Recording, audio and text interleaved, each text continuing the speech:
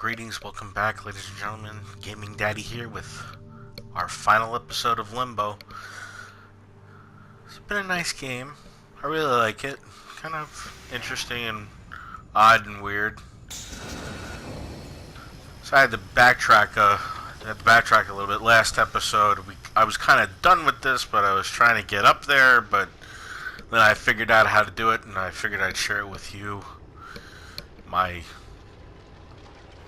few fans. So if you remember what you have to do. You have to just jump over that saw. Then you have to you get to this little area where there's a button, and it's going to trigger a chain reaction to the railing above. It's going to electrify it. So basically, you're just going to have to push it a little bit out of the way and run as fast as you possibly can, Theodore. Come on. Oh, then the lights are going to go out. I forgot about that. Dark music changes. Theodore runs in panic. What is he going to do? Well, I'll tell you what he's going to do. He's going to try not to get crushed by that boulder. See that ladder? Yeah, that's your next goal. This has been more music in this little segment than in the whole game. I do want to revisit this game and do, there's an alternate ending. You need to get all of the eggs to get the alternate ending, and I really want to try to do that for you. Because it's not how many subscribers I have. I'm talking to myself about it over the last couple days. It's about entertainment, giving you, my viewers, my so few viewers, however many you are. I think I'm up to 9, but that's okay. That's okay. I just keep making videos, and they'll be seen, and we'll just have a lot of fun doing it. We'll laugh, we'll cry, and just have a lot of fun. So these are machine guns, and try not to get killed, but they will follow you. So always make sure that you're one step ahead of them. The first pass made the one that will shoot horizontally start to smolder, and then the next pass disables it. And then you can just go past nice and easily, lickety split, no problem. Now this one is it's a time puzzle, but it's also has to deal with gravity. See that little button right there? It's going to make the crate go whoopsie daisy. And later on there's another part that deals with gravity that's going to be a little bit more harder to predict. Well, not hard to predict, but it's going to make things interesting. So you're going to climb onto this box after pushing that other crate all the way up to the top. Like I said, it's going to be a time puzzle. Push this over to the ladder, the small little 3-rung ladder over here. Sort of get it to where it's almost near the edge, not quite touching. You really want to make sure that it doesn't, that it won't touch. That actually took me a couple times. I had to edit. I had to do some post-editing to try to get it to where it's just fluid, because as you know, I'm learning. This is all a learning process, so we're gonna have to do this a couple times with the crate. So we brought down this ladder after going up to that other platform area. So now we're gonna have to go run back up the ladder and get Theodore over to where the crate is. Now, if you placed it right, you're able to just bring it onto the ledge, no problem. And you're going to do pretty much the same thing over here, because that's going to open up as soon as you touch that, as soon as the crate touches that pressure switch. So you're going to pull it up. That's what I would recommend. Pull it up and then jump, and then push it all the way to the back again, then run, jump up the ladder, and get on the crate as fast as you can, because it's fast. It goes fast. And try not to get yourself squished in the process. That'd always be good. The least deaths, the better. As I remember saying, there's an achievement in this game that if you die 5 times or less, you get an achievement. If you're playing on PlayStation 4, I'm pretty sure you get another one. Ooh, look, another egg. Yeah, you come to this after you pass that little area. You come to this, and it's an elevator system. This is where gravity is going to play a big role with not just crates, but you, the player. So you hit this down, it comes down, you go up to this ledge, and you're going to want to get that crate, because that's going to come into play. There's a gun right there, so make sure you fall down before that gun starts going off. So now we're going to push this back over here, because we have to get it up onto the elevator to help us out, because we're going to have to dodge some bullets. I guess it picks up on organic material. But then again, why would it be firing? Alright, so this is a little interesting. This releases a crate, and then you're going to have to press it on and off until you can get... it's all trial and error. You know, I've seen a lot of YouTube videos or people playing this game, and it takes them like 3, 4, 5 times. You know, I'm no different. This wasn't a blind Let's Play. I played this a long time ago when it first came out, and oh, that was so close. So I forgot how to do a lot of the puzzles, but I guess it's like riding a bicycle, because it'll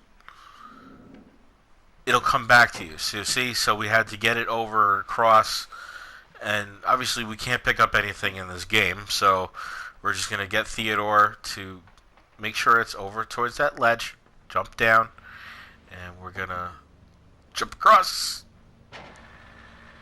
Pull the box over before we do it. I don't think it'll make a difference, but... And we're gonna go the opposite direction. We went left, now we're going right. It was all 2D platformer state. Now, the other machine gun went off. Now, why didn't that one? I don't know. Here comes the gravity that involves the player. So, we're going to have to go back and get that other crate. Shouldn't take too long. It's just a matter of timing on this little puzzle. And I say little, I mean, because it's literally blatantly obvious once you figure it out. Literally blatantly obvious when you figure it out about how to get the blocks or the crates where they have to be. Essentially, that little like rock indent, that's where you want to put the first crate, and right about there is where you want to put the second one. So give yourself plenty of time to get it done. So let it roll back, and then you're gonna hit the switch right when you start to see it go past the halfway mark. Get up there as quick as you can, because it's not that quick, but it's quick enough. Alright, now we're back in the woods.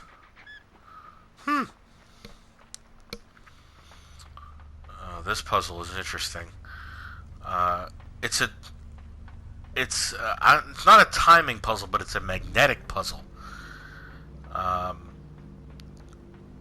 The maid magnet, this one, picks up both blocks, but you want to have that, the middle one on, that way when you go back and press it up, you know, it'll bring it up, but that one will stay down, because that'll turn off the magnetic on the bottom. And once you cross that, you come to this. This is a little timing thing. You have to get enough momentum for that little... good thing you didn't go back there, Theodore. You were going to die again. Alright, so let it come back up again. Now it has a little bit of momentum. Then you just run and... Oh, that one was not too bad. Those are nails. Jump off before you hit them. Definitely. Now, this is where it's going to become really interesting. It's a bandsaw, so we're gonna have to want to go away from the bandsaw. This is all timing. Once you get towards that switch, hit the square button to activate it and die like I just did. No, don't do that. Don't die like I just did.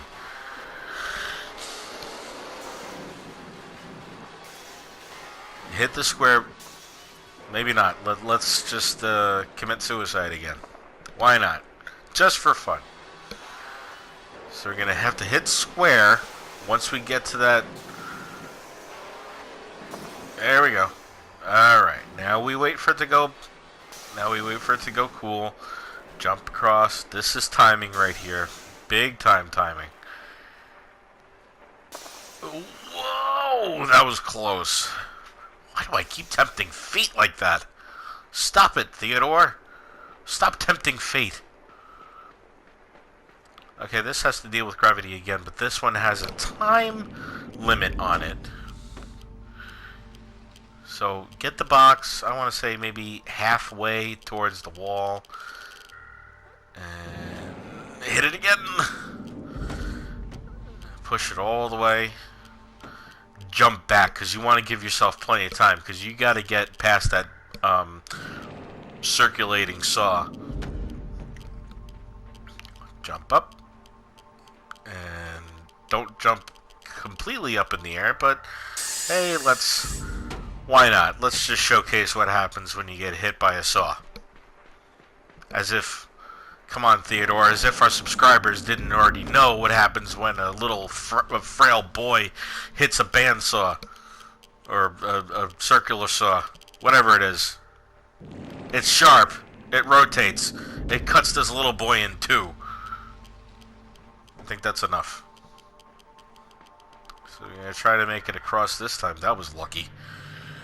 And hit it again. Now, that's going to make it...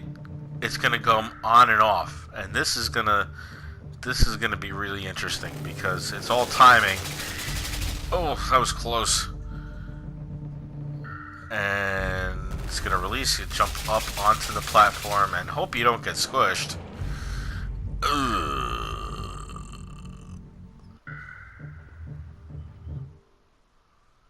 Theodore the Pancake.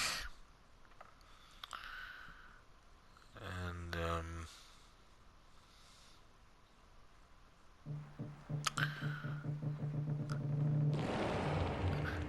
you'll listen to the audio cues. Once you hear the audio cues, you'll time it. It's about 5 seconds, about 4 to 5 seconds in between when it starts and it stops. See? You'll hear an audio cue, so that way you know when you're gonna drop down and when you're gonna go back up again. That was really stupid. I don't know why I did that. Alright, so we're gonna try this one more time. Let's see if we make it this time. Probably not, but I'm hopeful.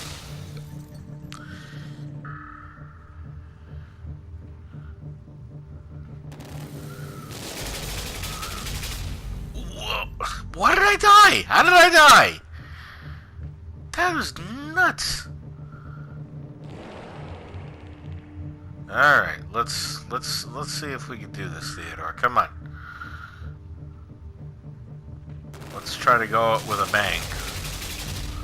I'm kidding. Let's not try to go out with a bang. That would be very harmful to our health. Alright, so good. So we made it across that. Now we have to get past this. We're going to drop down now.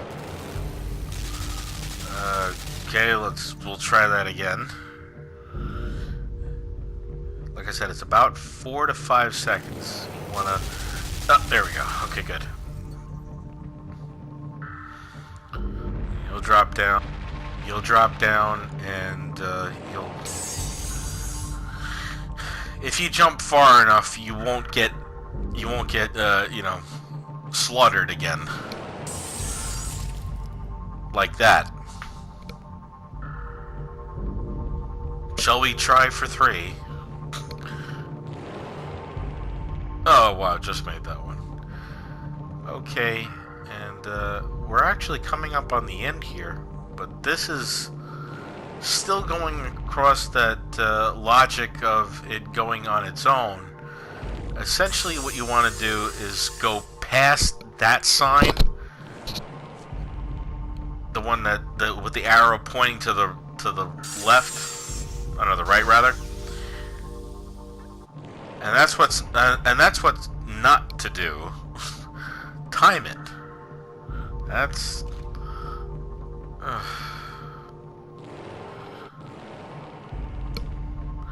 Let's try this again, Theodore. Come on, one last time. Hit the thing. There we go.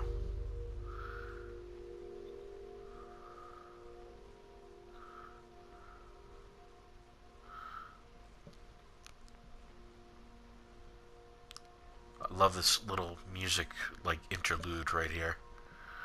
Just, like, soft music. I don't know what kind of instruments they are, if it's just synthesized. But as we pass through the glass of Limbo, we see the light appearing for us. Let's give our young little Theodore a minute to get himself together.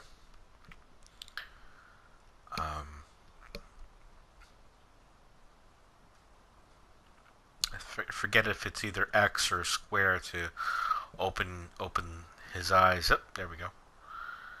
And set up. So and then we're gonna stand up and we're gonna go to possibly the worst ending in a game that I've ever had the opportunity to play for an audience. I will equate this to the ending of The Sopranos. If anybody has ever watched The Sopranos, the screen goes blank.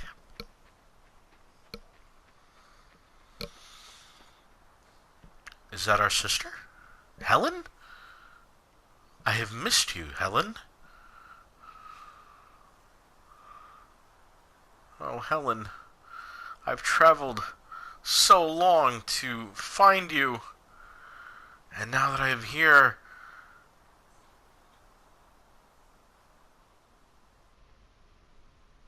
the end. So, I want to thank all of you for sticking with me through Limbo from the first episode all the way through the finale. Special thanks to the creators of this game. Special thanks to my wife for not going completely nuts when I'm recording and not spending time with her.